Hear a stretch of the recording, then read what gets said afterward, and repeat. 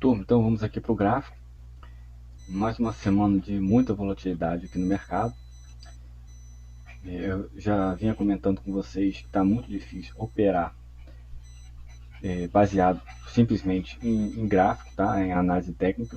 Hoje, ultimamente o mercado tá sob muita influência das notícias, principalmente a respeito do aumento da taxa de juros e desse conflito entre a Ucrânia e a Rússia, tá? Então, um dia sai uma notícia positiva, o mercado sobe. No outro dia, o mercado já percebe que houve uma frustração nas negociações, o mercado derrete. Então, assim, está muito volátil. Como eu falei para vocês, está muito difícil ficar carregando posições nesse momento.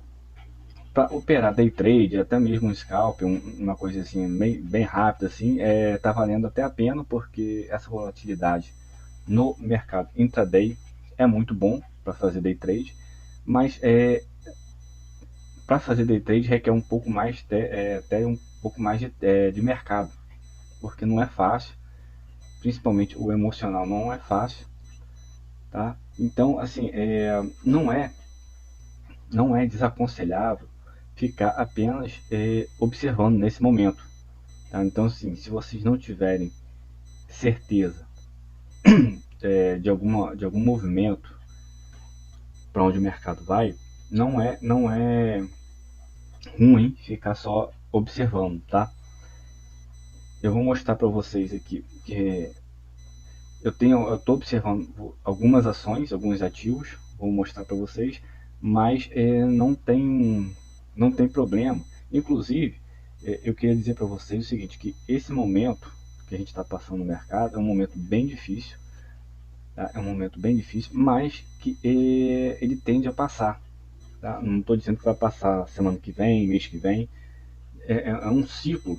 Esse momento que a gente está vivendo é um ciclo, e esse momento de dificuldade para poder montar as operações, ele vai passar. Mesmo que o mercado continue na correção, a gente pode sim operar, como eu já falei para vocês, visando a continuação da correção. Não tem problema, a gente compra put, entra short, tá? Mas nesse momento, que, que sai uma notícia boa, o mercado sobe. Aí no dia seguinte, já tem uma notícia ruim, o mercado derrete. Então, a gente vai ficar vendo esses candles aqui, ó, enormes, tá? Mostrando uma indecisão. O mercado tá com uma dificuldade enorme de precificar essas questões, principalmente da taxa de juros pelo Fed e esse conflito agora da Ucrânia e Rússia, tá? Mas enfim, então a gente tem, vou mostrar para vocês o que a gente tem no gráfico hoje. Vou mostrar algumas ações que eu estou monitorando, algumas ideias para trade, tá? Mas eu quero avisar para vocês o seguinte, que mesmo se vocês não tiverem certeza em abrir posições, podem ficar aguardando, tá? Que isso aí vai melhorar o mercado depois, daqui a algumas semanas provavelmente, vai mostrar uma clareza melhor, mesmo que seja uma continuação da correção, mas se a gente tiver uma clareza melhor do que do que o mercado está pensando em fazer, a gente consegue operar. Nesse momento, a gente está praticamente operando notícias. Se a notícia sair bem, se sair uma notícia boa, o mercado amanhece positivo. Se não, se for o contrário, o mercado derrete. Então isso não é uma maneira mais racional de montar a operação. Tá? Então eu só queria deixar esse recado que isso vai passar, a gente vai ter momentos de clareza melhor para poder abrir posições, tá? E que se você está um pouco inseguro ou não está vendo tanta clareza nesse momento, tá? Eu também não estou abrindo muitas posições, estou fazendo apenas alguns day trades, tá? Principalmente em criptomoeda, vou mostrar para vocês aqui. Também a gente pode operar criptomoeda aqui na corretora, vou mostrar para vocês. E bom, então vamos lá. A gente tem aqui o gráfico do SPY. Nós temos essa linha de tendência de baixa sendo respeitada, da mesma forma que nós temos essa linha também de tendência de baixa no RSI. Eu agora estou dando muito mais atenção no gráfico semanal. Por quê? Porque no gráfico semanal a gente já perdeu, olha só, a gente já perdeu inclusive esse suporte da média móvel de 50. Olha só, a gente já está 3 semanas abaixo, 3 não, 4, a gente está indo para a quarta semana, que vai fechar amanhã, sexta-feira. Então a gente está indo para a quarta semana que a gente rompeu essa média móvel de 50, que era um suporte que há muito tempo não era perdido. Olha só, olha, desde aqui, ó, tá? Olha só, vamos botar aqui, conseguiu romper essa resistência, olha só, desde maio, tá certo? Desde maio do ano passado, que a gente não perde. Na verdade, a gente, desde que rompeu aqui em maio do ano passado, a gente não chegou nem a tocar, nem testar esse suporte aqui da média móvel de 50, até que a gente veio a testar e infelizmente rompeu essa média móvel, tá? E aí a gente já está indo para a quarta semana abaixo dessa média móvel de 50, então requer bastante atenção. Por quê? Porque o mercado ele pode continuar corrigindo, e se continuar corrigindo, a gente pode atingir até regiões de Fibonacci. Vou até traçar aqui para vocês, olha só.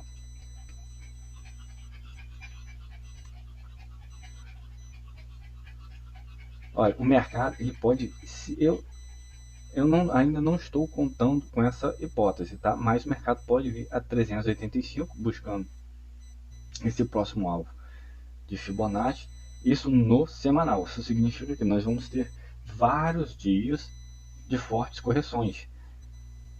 Mas, assim, na verdade, o cenário atualmente é esse. A gente está formando topos e fundos descendentes no semanal. No diário também o gráfico é de baixa. E no mensal, olha só, nós temos essa correção que eu já comentei para vocês. É uma correção bem saudável, não tem nada tem nenhum defeito nessa correção aqui no mensal. O gráfico já vinha muito espichado, olha só.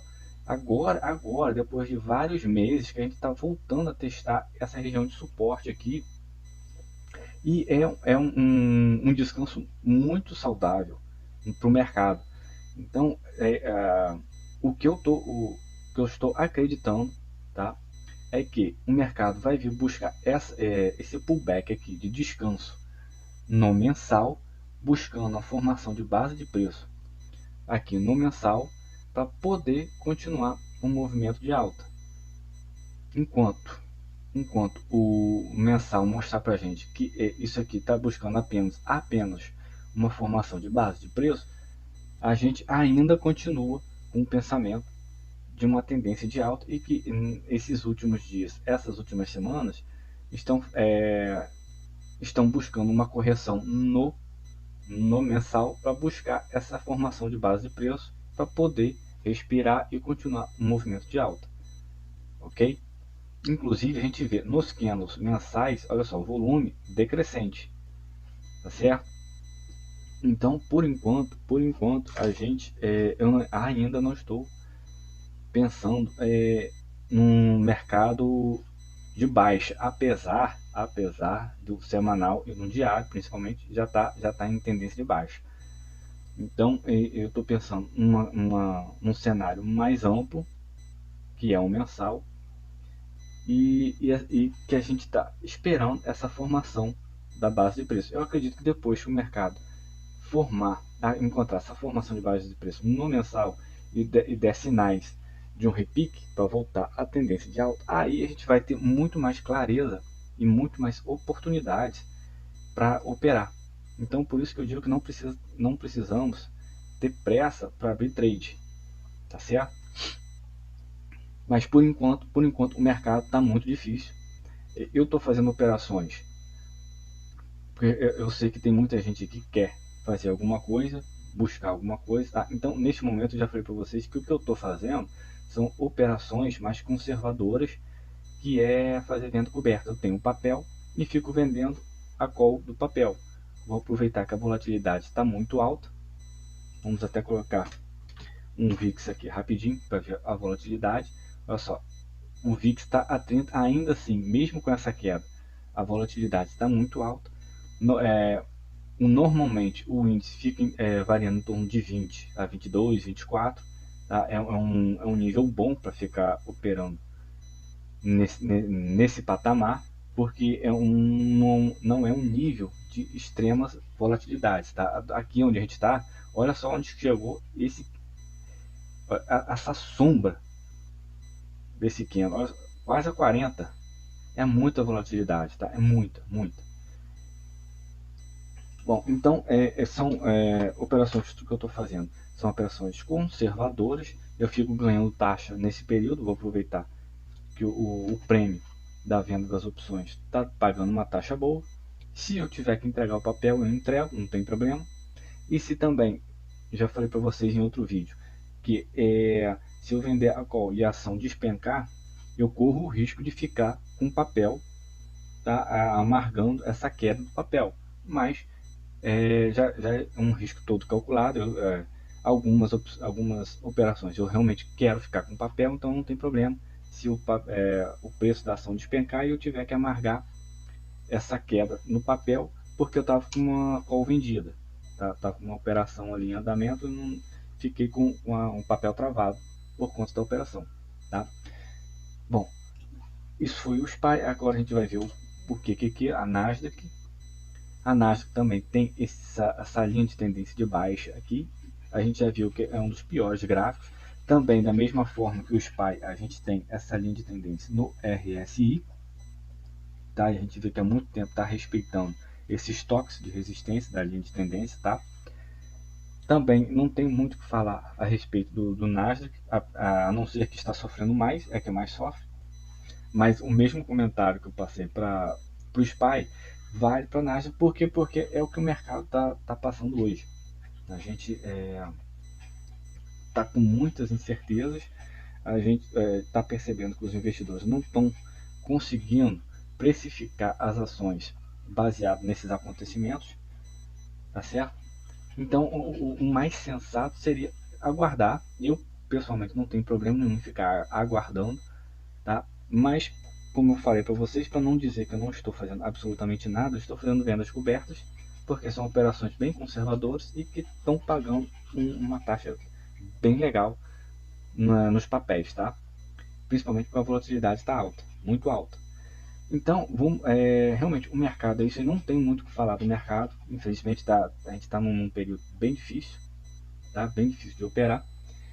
Então, eu aconselho também a esperar um pouco mais, dar um sinal de mais clareza para a gente poder operar, nem que seja ou long ou short, tá certo?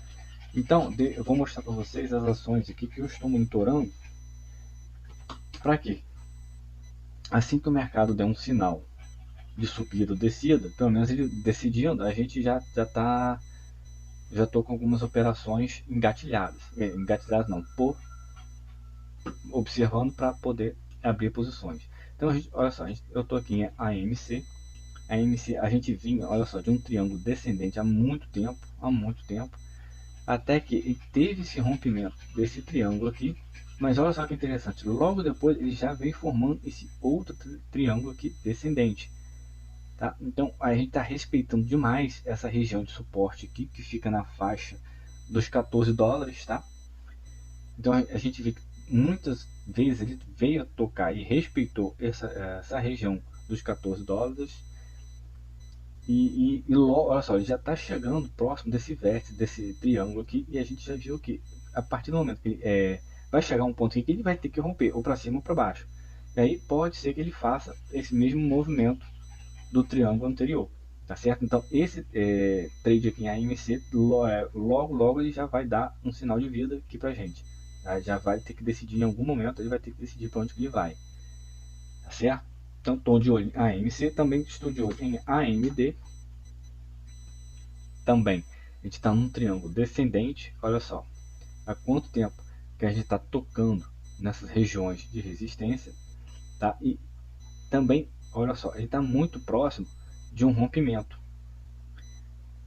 Também vou ficar aguardando, porque logo ele vai chegar no vértice do triângulo e vai ter que decidir para que lado ele vai, tá certo? Se realmente ele vai seguir a tendência que é romper para baixo, romper o suporte, tá? Que vai sendo esmagado aqui pela linha de tendência até que rompe para baixo, tá? Mas pode romper para cima? Pode, Então por isso que eu estou aguardando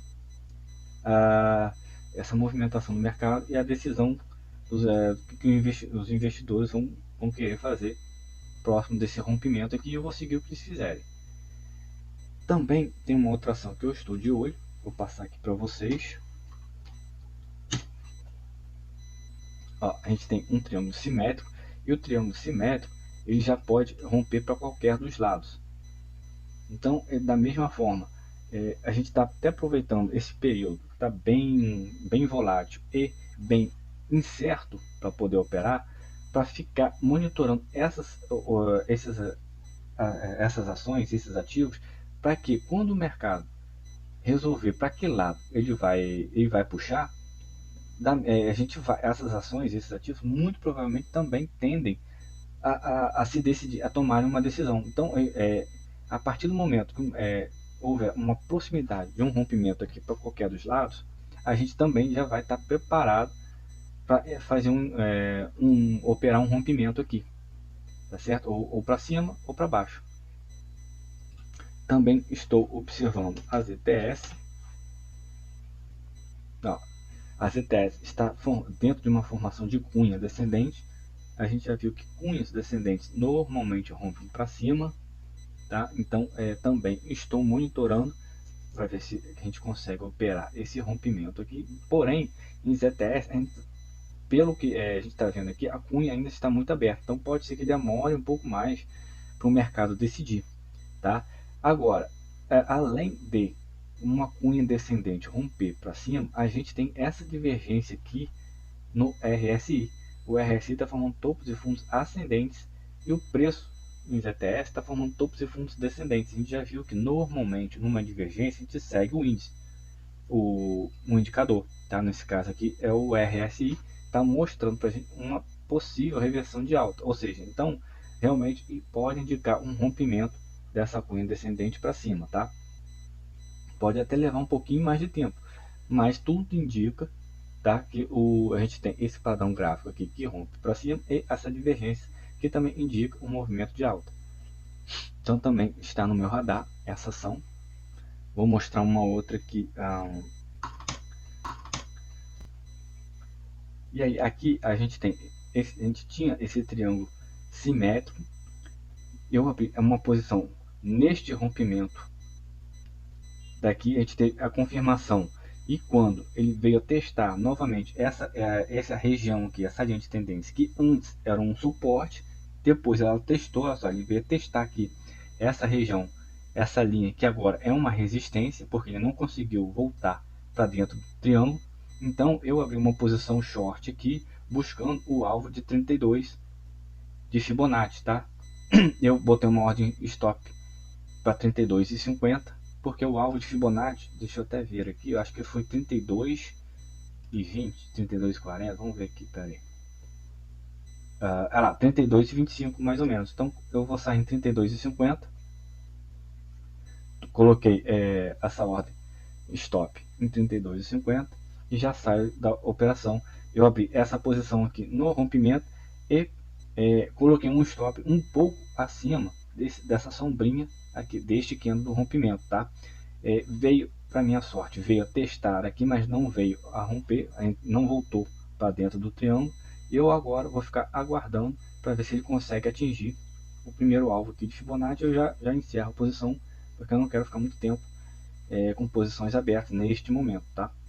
Agora, tem outras ações que eu também estou monitorando. Vou botar aqui. Ó, a gente tem aqui um possível rompimento também de um triângulo simétrico, só que da mesma forma que é o outro papel que a gente viu aqui, esse triângulo aqui ainda tem bastante miolo aqui para ficar oscilando aqui dentro, tá? E como o triângulo é simétrico, ele pode romper para quaisquer dos lados, mas eu estou monitorando. Por quê? Porque da mesma forma eu vou buscar operar assim que houver um rompimento. Se tiver volume para confirmar, beleza, a gente já fica até buscando uma assertividade melhor se o volume confirmar, tá? Mas estou monitorando este possível futuro rompimento desse triângulo simétrico aqui, e pode romper para qualquer dos lados, tá? Também aqui agora Da mesma forma, a gente tem um outro triângulo simétrico. Esse aqui também tem bastante range para ficar oscilando. Esse aqui pode até demorar mais para a gente ter uma abertura de posição aqui, mas é um papel que está na minha watchlist para ficar monitorando.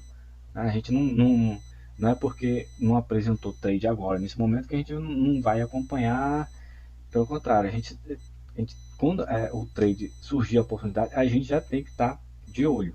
E eu já perdi muitas operações que eu deixei de ficar monitorando. O movimento aconteceu quando eu fui verificar o papel, né, o movimento de preço já tinha passado. Então agora eu crio essa watchlist, fico monitorando, e quando surgir a oportunidade a gente busca a abertura da posição. Tem também a Macy's, tá? A gente tem aqui uma cunha descendente. Normalmente as cunhas descendentes rompem para cima. Vou ficar esperando também da mesma forma. Tem bastante range para ficar oscilando aqui ainda, mas como eu falei agora há pouco, vai ficar na minha watchlist para quando houver o sinal de rompimento a gente já está engatilhado aqui, tá? Para terminar, vou colocar aqui Nvidia. Opa.